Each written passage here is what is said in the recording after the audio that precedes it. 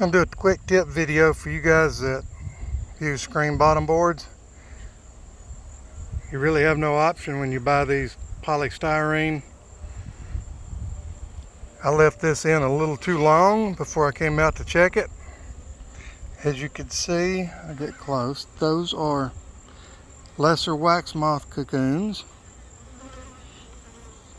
They are hive beetles that I've been killing. A bunch of them right here in this corner, right there. This is nothing but a breeding ground for hive beetles and wax moths. This is about,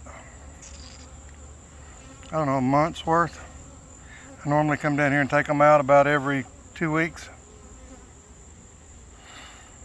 But just a quick tip, if you run those screen bottom boards and you put your little bottom container in, you got to get out there and check them about every 2 weeks. You see a larva right there.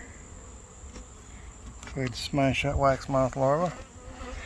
I do not run screen bottom boards, so this stays in.